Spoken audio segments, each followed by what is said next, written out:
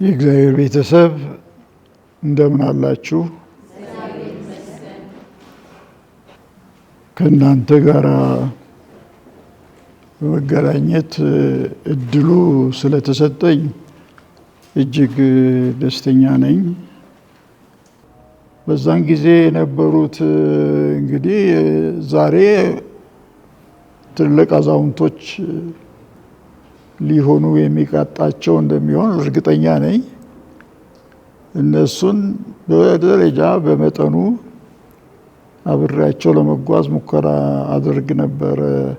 ካቴድራል ላይ ያላችሁ ማለት ነው። በካቴድራል እንቅስቃሴው በካቴድራል አዳራሽ ተፈቅዶለት እዛ ሲያካሂድ ነበረ። ኃላፊነት እንኳን የተሰጣቸው ለተከበሩት አቡነ ልሳነ ክርስቶስ፣ በዛን ጊዜ አባ ልሳነ ክርስቶስ ነበረ። እኔ በአገልጋይነት አንዳንድ ጊዜ አልፎ አልፎ እጠራ ስለነበረ መጣ ነበረ በጸሎቱ ፕሮግራም ላይ ለመሳተፍ ማለት ነው። ከዛን ጊዜ ጀምራችሁ የምታውቁኝ እና የምታስታውሱኝ ካላችሁ ደስተኛ ነኝ። ግን ወጣቶችም ብትሆኑ ወራሾች ናችሁና ካለፈው ትውልድ የወረሳችሁት ነገር ቢኖር እንግዲህ አንዱ ተወራሽ እኔ ነኝ ማለት ነው። ስለዚህ በጣም ደስተኛ ነኝ። በአገልግሎት ተልእኮ ላይ ድፍረት ኖሯችሁ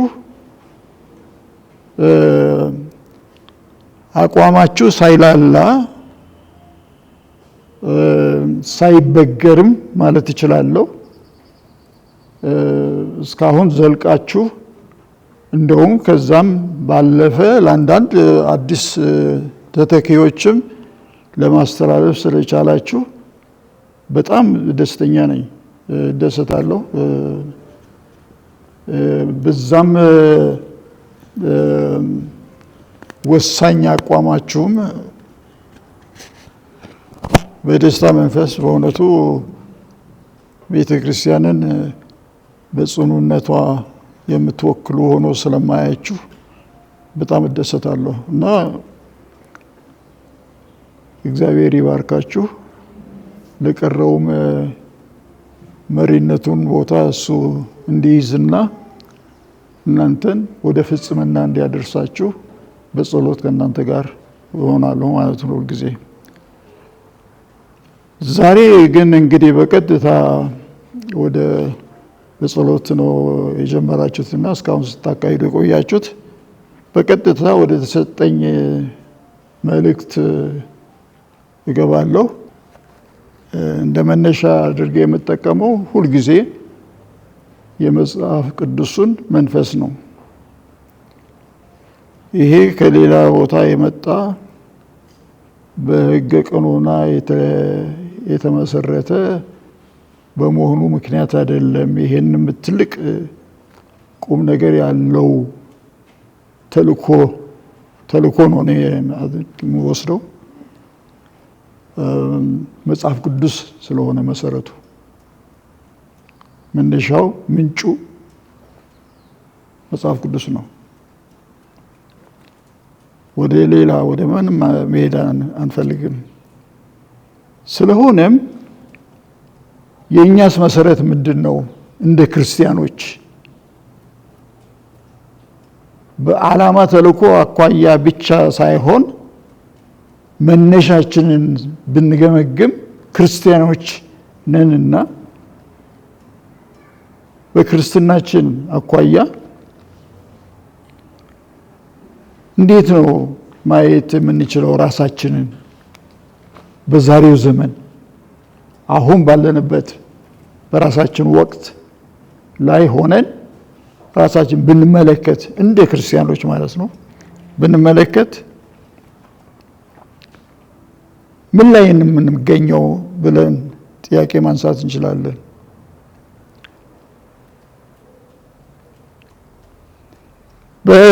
በአጠቃላይ ደረጃ እንደውም ይህንን እንደ መነሻ ጥያቄ ብናደርገውስ በዛሬው ዘመናችን ውስጥ የምንገኝበት ኑሮ ህይወት ማለት ነው። የህይወት ምስክርነት ነው። ኑሮ ሲባል የህይወት ምስክርነት ማለት ነው። ራሳችንን ፍለጋ ላይ መውጣት እንጠየቃለን። ራሳችንን እንደ ዓላማ ቢሶች አይደለንም። ዓላማ ያለን ሰዎች ነን። እግዚአብሔር በመጀመሪያ ደረጃ ወደ ህይወት ያመጣን በዓላማና ለዓላማ ነው። ስለዚህ ህይወታችን ከንቱ ሊሆን አይችልም ማለት ነው። ህይወታችን ኑሯችን ራሱ ዓላማ አለው ማለት ነው። ይበልጡኑ ያ ዓላማችን የጽድቅ ምዕራፍ እንዲከፈትለት የሚያደርገው ክርስቲያናዊ እምነታችን ነው። ምክንያቱም ከክርስቶስ ጋር መተዋወቅ፣ መገናኘት፣ ከዛም አልፈን አንድ መሆን፣ መተሳሰር፣ በፍቅር ላይ የተመሰረተ አንድነት ማግኘት የሚያስችል ጉዞ ነው እንግዲህ ክርስቲያናዊ ጉዞ። ስለዚህ በዚህ ዓላማችን አኳያ ራሳችን ብንመለከት የት ነው የምንገኘው? የት ነው ያለ ነው? በእውነት በተሰጠን ዓላማ ቢስ እንዳንሆን በጥሪ ደረጃ የተጋበዝንለት ክርስቲያናዊ ህይወት ውስጥ በታማኝነት የምንመላለስ ከሆነ የት ድረስ ነው መጓዝ የቻልነው? የት ላይ ነውስ የተደናቀፍነው? ምናልባት ደግሞ ስተንስ የወደቅነው የት ላይ ቢሆን ነው በማለት እኛነታችንን ዋጋ ያለን ሰዎች ነን። ክቡርነት የተሰጠን ሰዎች ነን። ፍጡራን ነን። ከማንም ፍጡራን በላይ የእግዚአብሔርን ክቡርነት እንድንሳተፍበት የተፈቀደልን ወገኖች ነን። ክርስቲያን ስንባል ይሄ ነው እንግዲህ ትርጉሙ። ለዛ ደግሞ ብቁ አድርጎ ያነጸንና ያስገኘን ክርስቶስ ነው። እንዴት አድርጎ? በደካማነታችን ሳይንቀን፣ ሳይጠላንና ሳይርቀን መኖር የሱ በጎ ፍቃድ አልሆነምና። ለምን?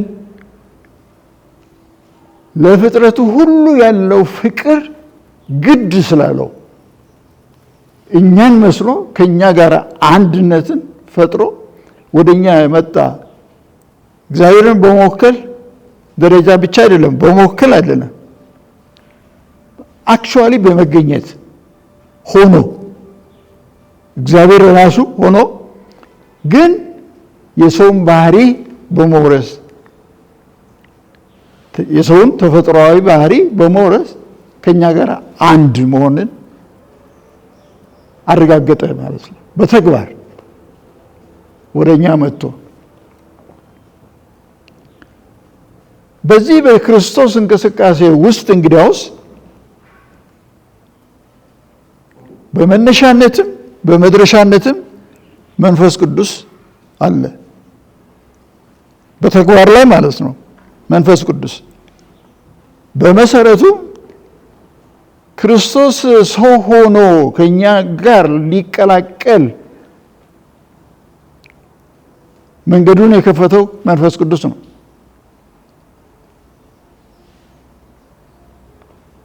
በማርያም የአምላክ ልጅ ሆኖ የሚወለደው በማርያም አድሮ ሰው ሆኖ ወደ ዓለም የሚመጣው በመንፈስ ቅዱስ ኃይል ነው። በሰው ልጆች ደህንነት ውስጥ እንግዲያውስ መጀመሪያ ወይ መጨረሻ አይደለም ቦታውን የሚያስገኝለት ለመንፈስ ቅዱስ ማለት ነው። ከጥንት ከመሰረቱ ነበርና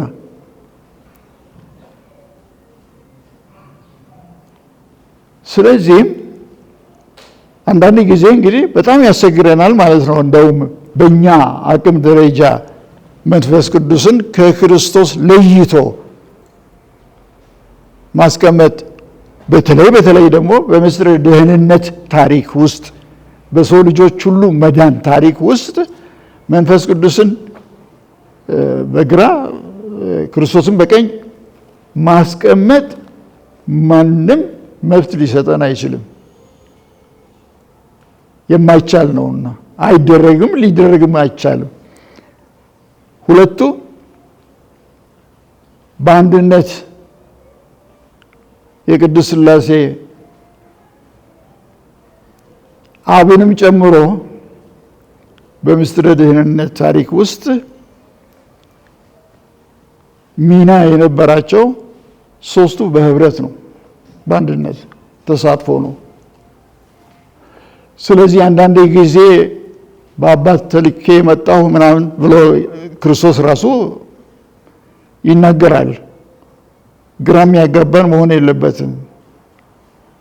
እግዚአብሔር አብ በሩቅ ሰማይ ላይ ቀርቶ ወልድ ብቻውን ተነጥሎ እዚህ የመጣ አይነት አድርገንም መውሰድ አይቻልም። ደህንነት የተገኘው በቅድስት ሥላሴ ተሳትፎ ነው ማለት ይቻላል። ከመወጠን ጀምሮ ከመጀመሪያው ነው። ስለዚህም የመንፈስ ቅዱስን ሚና ከክርስቶስ ነጣጥሎ ለማስቀመጥ እጅግ አስቸጋሪ ቢሆንም ለእኛ ለልጆቹ በሚመቸው መልክ ላገላለጥ እንደሚያመች ተደርጎ ይነገራል። በመጽሐፍ ቅዱስም እንደታተተው ሁሉ ማለት ነው። ታዲያ ሁሉ የተደረገልን ኋላም ከዛም አልፈን በእነሱ ገቢራዊነት ምክንያት በአብ በወልድ በመንፈስ ቅዱስ ፈጻሚነት ምክንያት እኛ የእግዚአብሔር ልጆች የሰው ልጆች ብቻ ተብለን ያውም በሩቅ የኮበለሉት ከከዳተኛነት የማይለይ ባህሪ ያንጸባርቁት ወገኖችን ሳይንቅ ፍለጋ መጥቶ ከራሱ ጋር አቀናጅቶ አንድ ወደ ማድረጉ ተግባር ላይ የተሰማራ ኢየሱስ ክርስቶስ ከእግዚአብሔር አብ ጋር ማስታረቅ ብቻ አይደለም፣ መጀመሪያ ከራሱ ጋር አንድ አድርጎን ነው። በዚህ ሂደት ውስጥ ቅድም እንዳነሳሁት መንፈስ ቅዱስ በተግባራዊነት አለበት ማለት ነው። አሁን የእግዚአብሔር ልጆች ለመባል ያበቃንን የእግዚአብሔር አገልግሎት በፊቱ ብንቆም የት ነው ያለነው? ታዲያስ እኛ እንደ መልስ ሰጪዎች፣ እንደ ተጠቃሚዎች፣ እንደ ተገልጋዮች የት ነው ያለነው ብለን ራሳችንን መጠየቅ ይኖርብናል። አሁን በምንመላለስበት የዓለም ኑሮ ውስጥ የት ነው ስፍራችን? በእርግጥም የክብር ቦታችንን ተጎናጽፈን ነው የምንገኘው ወይስ አይደለም የሚለውም ጥያቄ አብሮ ይነሳል ማለት ነው። ክብርን ስላጎናጸፈን ነው የእግዚአብሔር ልጆች ተብለን ልንጠራ እኛም አውቀን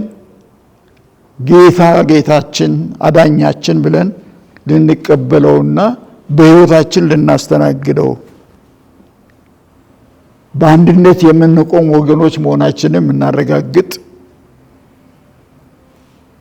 ሕይወት ውስጥ እንገኛለን ስንል እውነት በታማኝነት በፍቅር በመልስ ሰጪነት በተልእኮ ፈጻሚነት ደግሞ የእግዚአብሔር ልጅ ከተባለ ልክ እንደ በኩር ልጁ እኛም መልእክተኞች ነን ማለት ነው።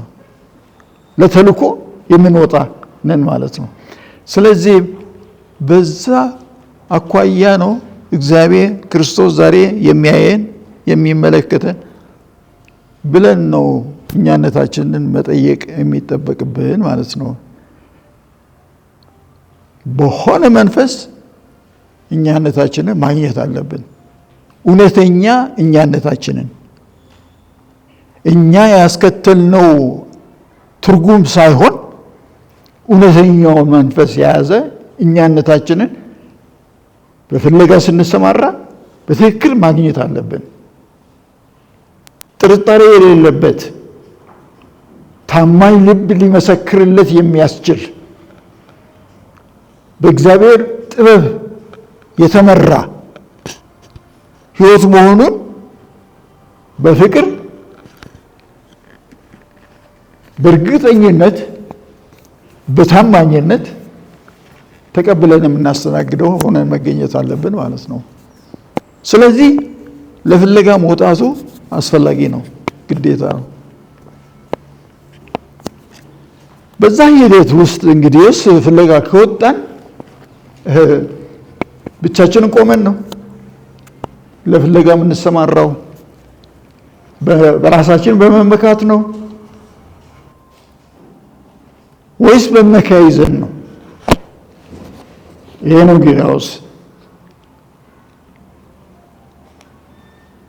የበለጠ የማንነታችንን ግንዛቤ ሊያስጨብጠን የሚያስችለው ጉዞ ይሄ ነው። በራሳችን በመመጻደቅ በመመካት አይደለም ፍለጋ። የት እንዳለን የት እንደቆምን በምናረጋግጥበት ጊዜ በእርግጥም እንደ ጥሪያችን ከክርስቶስ ጋር ቆመን የምንገኝ መሆናችን ላይ ነው የምንደርሰው። በመንፈስ ቅዱስ መሪነት ያው በተግባር ሲተረጎም የምናይ ከሆነ እውነትም የእግዚአብሔር ልጆች ተብሎ መጠራቱ ማንንም አያስቀይምም። እንደውም የክብራችን ነጸብራቅ ይገለጣል ማለት ነው፣ ይታወቃል። መሆን ያለ መሆኑን እንግዲያውስ መብራት የሚሆነን ምርኩዝ የሚሆነን መሪ የሚሆነን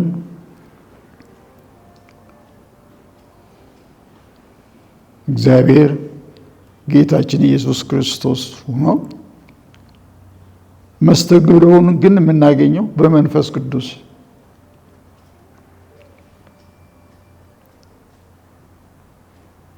ተልእኮአችን ግልጽ የሆነ ታማኝ የሆነ መገለጫ እንዲኖረው ደረጃ ሊያደርሰን የሚያስችል ኃይል የሚመጣው ከመንፈስ ቅዱስ ከሆነ እውነትም በቦታችን አለን። በቀላሉ ማግኘት እንችላለን፣ እንደርሳለን።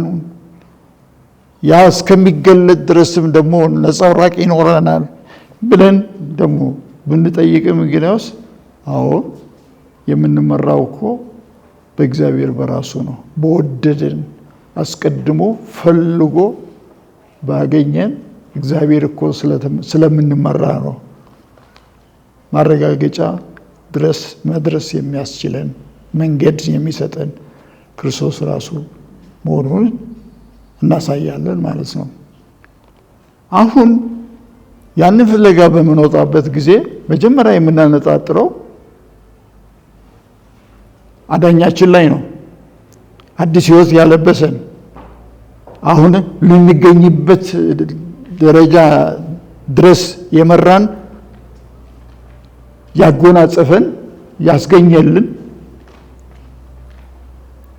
በስሙ ስንጠመቅ ደግሞ ያረጋገጠልን አብ ወልድ መንፈስ ቅዱስ ያ ነው። እንግዲያውስ መነሻችንም መድረሻችንም እሱ ሊሆን ነው ማለት ነው።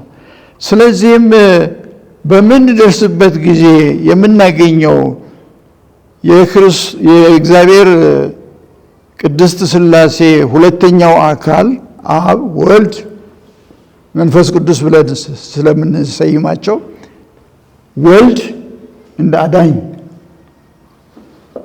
በመምራት በማሳመን በማሳደግ በማስፈጸምም ማስፈጸም ማለት ፍጻሜ መድረስ ሳይሆን ማድረግ የሚጠበቅብንን እንድናደርግ በመምራት ለክብሩ ያበቃ ክርስቶስ ነው። በዚህ መካከል አሁን እዚህ ላይ ነው እንግዲህ ችግር የሚያጋጥመን እኛ ደካሞች የሆን ፍጡራን።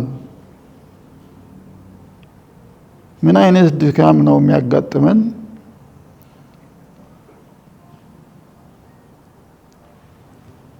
ራሳችንን ስንፈልግ ከክርስቶስ ጋር ነው የምንገጣጠመው ነው ያልኳችሁ።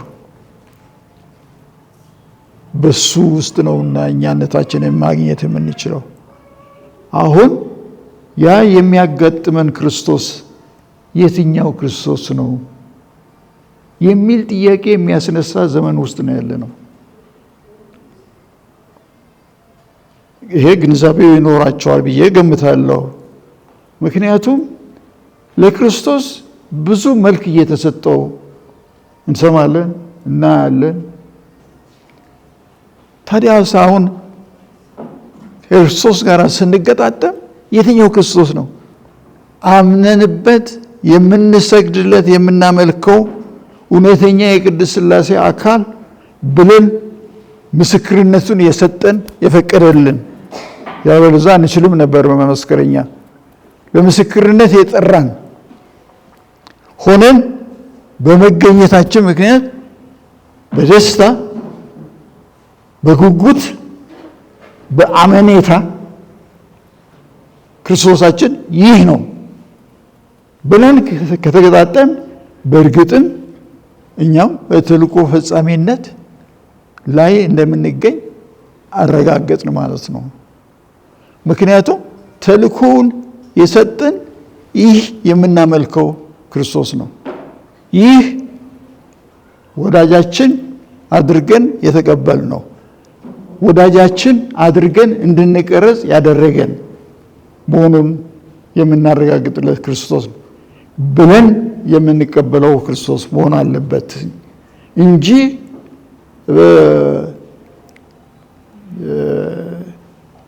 ጉድለት በተፈጠረብን ጊዜ ብቻ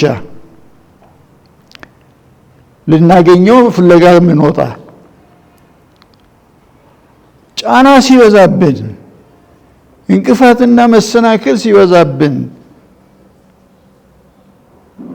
ፍለጋ የምንወጣው አይነት ክርስቶስ እሱን እንግዲህ የምንፈልገው ከመስቀላችን አይደለም፣ ከጊዜያዊ እንቅፋቶች ከፈታኝ አጋጣሚዎች የሚገላግለንን ጊዜያዊ ፈውስ የሚሰጠን ጊዜያዊ ፈውስ። ምክንያቱም ለአካላዊ ችግር ነው ፍለጋ የወጣንና ለእሱ አድራሻ ደግሞ ጠቋሚ አናጣም።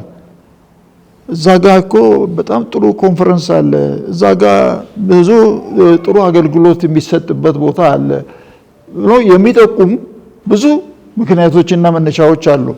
ስለዚህ የምናጠጣጥረው ሰርቪሱ ላይ ነው፣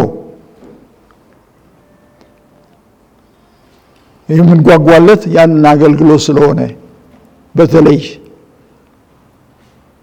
ይሄ ግን ቅድም ያነሳሁላችሁ ፍለጋ እንውጣ ያልኳችሁ ክርስቶስን ራሱን ለማግኘት ነው እንጂ ከእሱ አገልግሎት ለመቀበል አይደለም። አገልግሎቱንማ ፈጽሞ የእሱ አድርጎናል። ስለዚህ ከዛ በላይ የምንጠብቀው አገልግሎት ሳይሆን ራሱን ነው የሚያስፈልገን። አሁን ባለንበት ህይወታችን ራሱ ነው የኛ መሆኑን ማረጋገጫ እንዲኖረን መውጣት ያለብን ማለት ነው።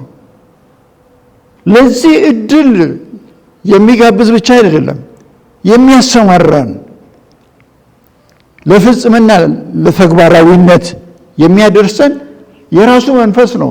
ምክንያቱም በቃል ኪዳኑ ውስጥ ተጽፎ እንደ መልእክት ለኛ የሚተላለፍ ቃሉ አለ። ነዋሪ የሆነ ቃሉ የማይታበል የማይታለል ወይም ደግሞ የማይበለጥ ቃሉ አለ። ራሱ የገባልን ደግሞ ቃል ኪዳን አለ። በዛ አማካይነት ነው ተገቢውን አድራሻ ልንደርስበት የምንችለው።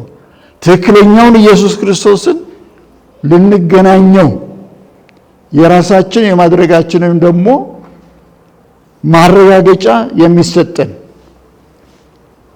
ደረጃ ላይ መድረስ የሚያስችለን በቃሉ አማካይነት የሚገለጥልን መንፈስ ቅዱስ ነው። ይህንን እንግዲያውስ በትክክል በመረዳት ነው በአምልኮ መልክ ፊቱ የምንቀርበው። አመስጋኞች ሆነን ነው ፊቱ የምንቀርበው። መስገድ ራሱ የሚያካትተው በአመስጋኝነት በክብር ገላጭነት በነጸብራቅ ብቻ አይደለም፣ ክብሩን በእርግጠኝነት ልንመሰክርለት ብቻም ሳይሆን በምንሰጠው ምስክርነት አኳያ ሌሎችም እንዲመሰክሩለት የሚያስችልን ጠቋሚዎች፣ አገልጋዮች፣ መልእክት ፈጻሚዎች ሆነን ለመገኘት የሚያስችለን መንፈስ ቅዱስ የሚመራን ስለሆነ ነው። ይህንን ነው ያረጋግጥልን እንግዲህ በቃሉ ክርስቶስ ኢየሱስ ራሱ ለቤተ ክርስቲያኑ የሰጠው ቃል ኪዳን ይህ ነው። እሱ ባለበት ጊዜ አስተማረን፣ በምድር ላይ ሲመላለስ ማለት ነው። ከኛ ጋር በአንድነት ሕይወትን ሲመራ ራሱ መሰከረ፣ ራሱ ከአባቱ ጋር አስተዋወቀን። ማስተዋወቅ ብቻም አይደለም፣ አገናኘን። በሱ መሰረት ግንኙነቱ በሱ መሰረት ነው፣ በቃሉ ብቻ አይደለም። ከአብ ያመጣውን ደግሞ የማዳን ስራውን ሁሉ በመፈጸም ለኛ ወራሾች አደረገን፣ አወረሰንና ስለዚህም ነው ልጆቹ ለመባል የቻልነው። አገልግሎቱን በፈጸመ ጊዜ ግን ከመስቀሉ በኋላ በተለይም ከትንሣኤው በኋላ መንፈስ ቅዱስ በተለየ መልኩ እሱን ሆኖ የጀመረውን አገልግሎት እንዲቀጥል እንዲያደርግ ከአባቱ ጋር ሆኖ የሚልክልን መሆኑን አረጋግጦ ነገረን። ይሄ በመጽሐፍ ቅዱስ ተጠቅሶ ነው የምናገኘው። እንግዲህ እናንተ በአዲስ ኪዳን የዮሐንስ ወንጌል ከመጀመሪያ እስከ መጨረሻ ብታነቡት ወርቅ ነው።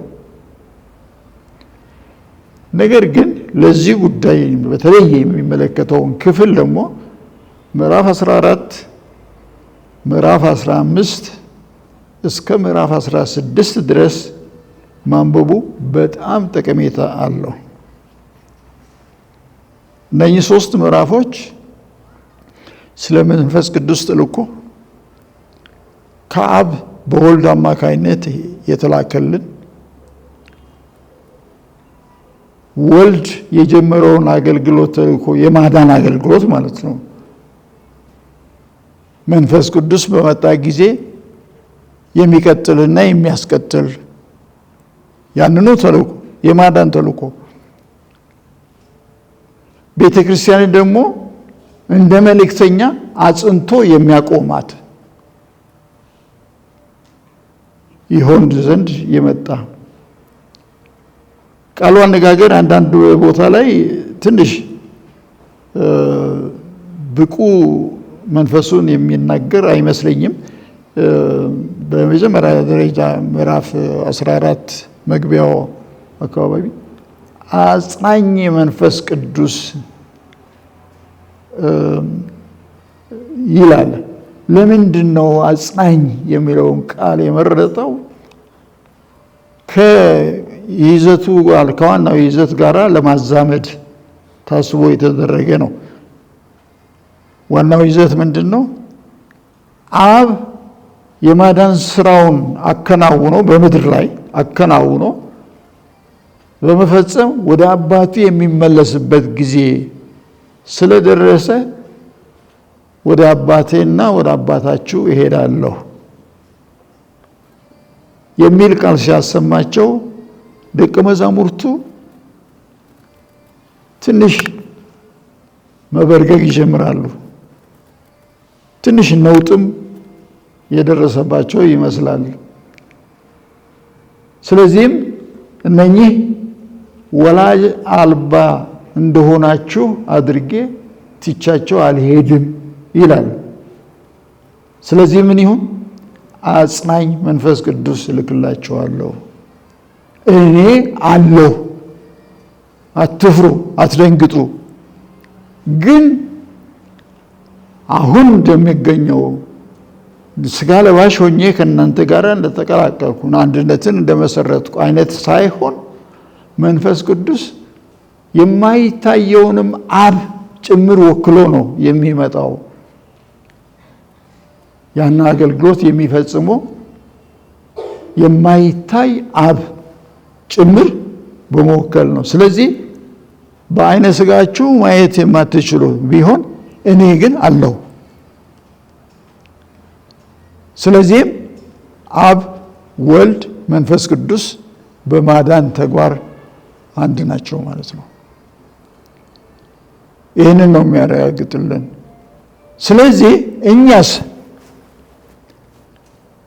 ልጆቹ ለመባል ያበቃን ይህ ስጦታ፣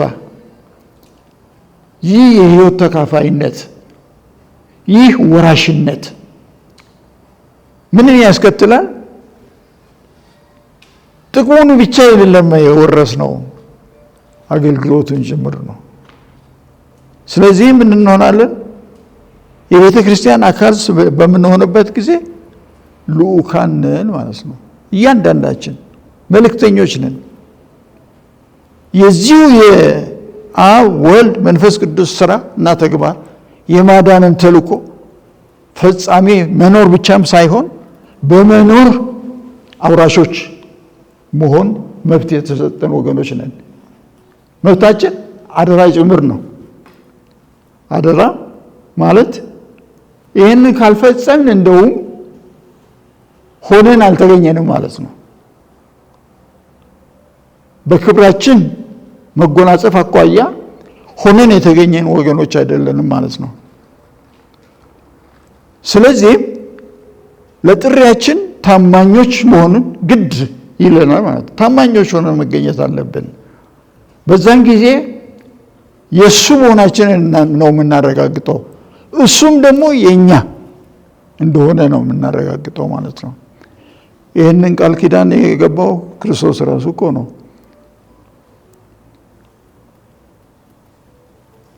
መጀመሪያ እሱ በአብ እንዳለ፣ አብ በሱ እንዳለ አሁንም ዮሐንስ ወንጌል ላይ እንደውም በተለይ በዚች ነጥብ ላይ ጸሎት ያደረገልን መሆኑን እንኳን ያረጋግጣል። ምዕራፍ 17 በጣም በጥልቀት የሚናገረው ከአብ ጋር አንድ በአብ ዘንድ እንዳለሁ እሱም እኛን የሚጋብዘው በእኔ ከኖራችሁ እኔ በእናንተ ከኖርኩ ነው የጥሪያችን ፈጻሚዎች ሆነን መገኘት የምንችለው። ያለ ክርስቶስ መንቀሳቀስ ትርፍ አመጣም። ያለ ክርስቶስ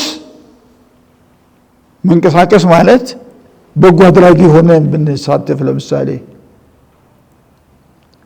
የክርስቶስን ክብር የሚያንጸባርቅ ፍቅር የሌለበት ከሆነ ለምሳሌ የምንሰጠው አገልግሎት ደረጃውን አልያዘም፣ ከክርስቶስ ጋር የሚመጣጠንም ሊሆን አይችልም።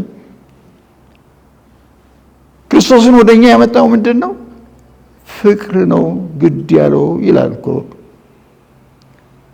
ፍቅር ግድ ብሎት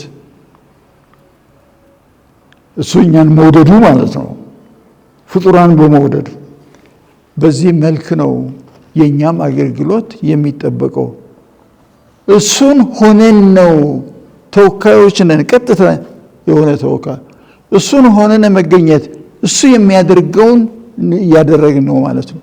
አሁን ልክ እሱ ሰው ሆኖ ከአብ የሰውን ባህሪ ወስዶ ወደኛ በመጣበት ጊዜ የአብን ተልኮና ፈቃዱን ነው የሚፈጽመው። ለኛ ደግሞ የሰጠን የሱ ፈቃድና የአብ ፈቃድና የሱን ተግባር ፈጻሚዎች እንድንሆን ነው ውርሱን ያወረሰ። ወራሾች የሆነው በዚህ ምክንያት ነው። ስለዚህ ራሳችንን መጠየቅ አስፈላጊ አይሆንም በአሁኑ ጊዜ። ምክንያቱም ብዙ አወናባጅ የሆኑ የዓለም ኑሮ ራሱ ህይወታዊ አሰራር አካሄዱ የሚጋብዝና የሚያዝጎመዥ ብዙ ነገሮች እኮ እናያለን። ስለዚህ በጊዜያዊነት የሚጨበጠውና የሚደረስበትም ሊያጓጓን ይችላል። ወደሱ ልናዘነብልን እንችላለን። በዛን ጊዜ ምን ይሆናል? ከመስመርም መውጣት ሊመጣ ይችላል። ለምድራዊ ህይወት አድሎ ማድረግ ከእግዚአብሔር የሚያርቀን እስከሆነ ድረስ ጠላታችን ነው። ግን ይህ ሲባል ደግሞ እንዳንሳሳት ዓለምን መናቅ ሲባል ከኛ ክብር በታች እንጂ በላይ እንዳልሆነ ብቻ ማንጸባረቅ ማለት ነው እንጂ መኮነን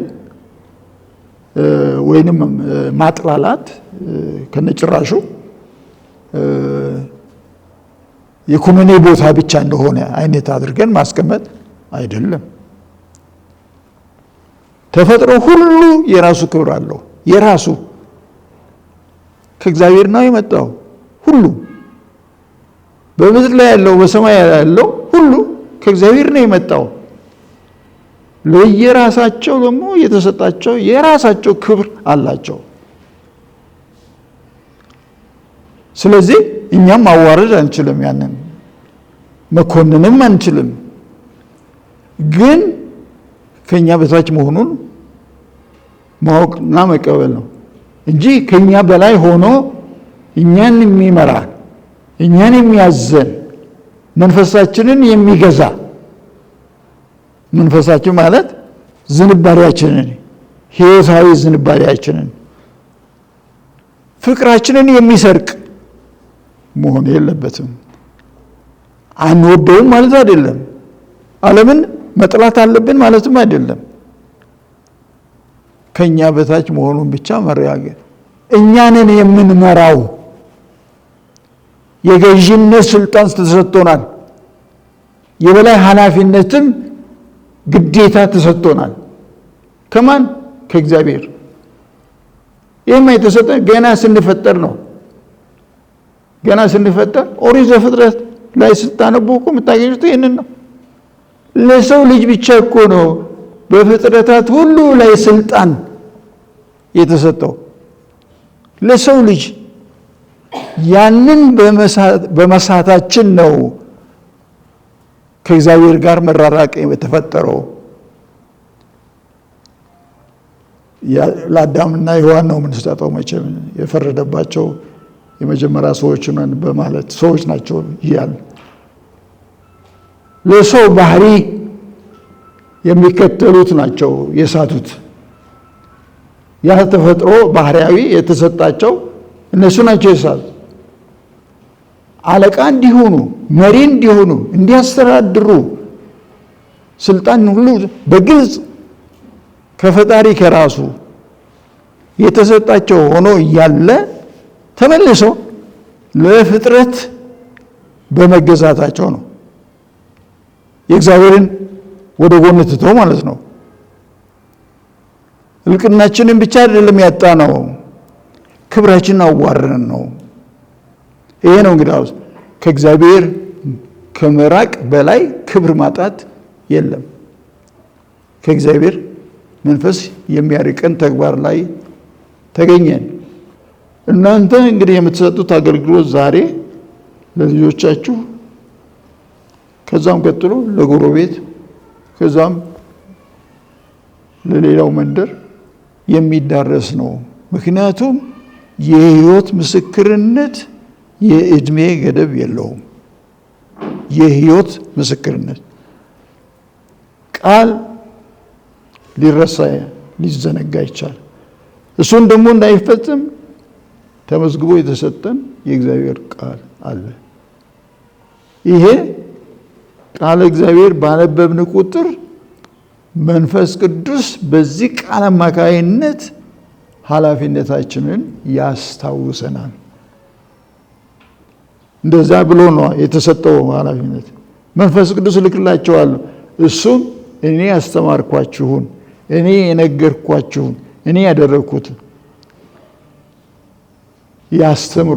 ያስተምራቸዋል እና ያስታውሳቸዋል ነው የሚለው ለመንፈስ ቅዱስ የተሰጠው ተልእኮ ማለት ነው። ስለዚህ እንዘነጋለን። ዛሬ 2026 ዓመት በፊት ነው ክርስቶስ የተወለደው እንዳይባል ቃሉ ይኸው በሐዋርያት በመስራቾቹ አማካይነት ተመዝግቦ ተሰጥቶናል። ስለዚህ ወዴትም ወዲያም ወዲህ ማለት አንችልም። እነሱ እንኳን ንባብ ባልነበረበት ዘመን ነው አገልግሎት የጀመሩት። ስለዚህ እናንተ ዘነጋን እንዳትሉ፣ መንፈስ ቅዱስ በእናንተ ይሰራል፣ ከእናንተ ጋር ይሰራል፣ ያስታውሳቸዋል፣ ይነግራቸዋል፣ ያጸናቸዋል፣ ያበረታታቸዋል። አይ ቲንክ ለምንድነው በእልልታ በዝማሬ መግለጽ የምትመኙት በጸሎታችሁ ጊዜ? ለምንድን ነው? ፍቅሩን እያስታውሳችሁ ነው። ማነው ይህንን የሚነግራችሁ? መንፈስ፣ የእግዚአብሔር መንፈስ እንዲወጣ ያደርጋል ማለት ነው። ማስታወስ ማለት ማሳደስ ማለት ነው። ስለዚህም ታድሶ የተባለው እንደገና እንዲነሳሳ፣ እንዲበረታታ፣ እንዲነቃቃ ተደረገ ማለት ነው ከቫቲካን ሁለተኛ ጉባኤ ወዲህ እንጂ በቤተ ክርስቲያን ሕይወት ውስጥ ያ የመንፈስ ቅዱስ ተልእኮ አልነበረም ማለት አይደለም። እና እናንተም አብራችሁ እንዳትሳሳቱ። አንዳንዶቹ የሚሉት ዛሬ ብቻ እንደተሰጠነ አይነት ተደርጎ መንፈስ ቅዱስ ተቀብለሃል፣ የቡና እንትን እኮ አይደለም እኮ መንፈስ ቅዱስ የሚሰጠን ህይወትን ነው። ህይወት ደግሞ እኛ ካልተገለገልንባት በስተቀር ከኛ ጋር ነው ያለችው። እኔ መንገድ፣ እውነት፣ ህይወት ነኝ አይደለም ያለን ክርስቶስ። ያንን ነው የሚያወርሰን ክርስቶስ ጌታችን አምላካችን በመንፈስ ቅዱስ አማካይነት ድረስ ደግሞ በኩል ደግሞ ያንን ያስተምረናል፣ ያነቃቀናል፣ ያጸናልናል። ከዛም ጽናት ብርታትና ፍቅራችን ወደ እሳት ሲለወጥ ደስታችን መግለጥ ይናፍቀናል ማለት ነው። አለን ማለት ነው። አለን የተሰጠን ነገሮች አለን፣ ይዘናል፣ ከኛ ጋር ነው ብሎ ማለት ነው። ከሱ ጋር በዝማሪያችሁ ጸሎት በማቅረባችሁ በውዳሴ አቅራቢነታችሁ ደስታ መንፈስ በእውነትም ደስታ መንፈስን የሚያንጸባርቅ መሆኑን ልታሳዩ በትህትና በፍቅር በታማኝነት መንፈስ ልበ ሙሉ ሆናችሁ ኖት ድምፅ ማሰማቱ ላይ አይደለም ቁም ነገሩ። ከዚህ የሚወጣው የሚናፍቀው የሚቃትተው ይላል ጳውሎስ፣ ከዚህ ውስጥ ከልብ ውስጥ ማለት ነው፣ ከእውነተኛ ልብ። በዚህ መንፈስ የምትንቀሳቀሱ ከሆናችሁ ዓለምን ትለውጣላችሁ። ምንም ጥርጣሬ የለም። ዓለም በእናንተ ምክንያት ይለወጣል። አሸንፌላችኋለሁ ነው ያለው ክርስቶስ። ግን አቅሙን አላጣም። አሁንም ሁልጊዜ ተሟጋች ነው። ዓለምና የዓለም ስጦታ ተሟጋች ነው። ለማሸነፍ ነው ደግሞ ጥረቱ። እንዳትሸነፉ ግን እኔም አለኝ። ማን ነው ያለ? የክርስቶስ ልብ። ሐዋርያ ጳውሎስ እንደዚህ ይላል በቆሮንቶስ መልእክቱ ላይ፣ እኛስ የክርስቶስ ልብ አለን ይላል። እናንተስ መፈክራችሁ ምን ሊሆን ይችላል? ልብ ማለት የፍቅር ማደሪያ፣ የደስታ ምንጭ፣ የህይወት አካል ነው። ልብ የሚታየው የሚገለጠው እንደዚህ ነው አይደለ? ስለዚህ የክርስቶስ ልብ ካላችሁ አይዟችሁ፣ ጸንታችሁ ቁሙ፣ በብርታት በጽናት ተመላለሱ። መመኪያችሁ እግዚአብሔር ብቻ ይሁንላችሁ።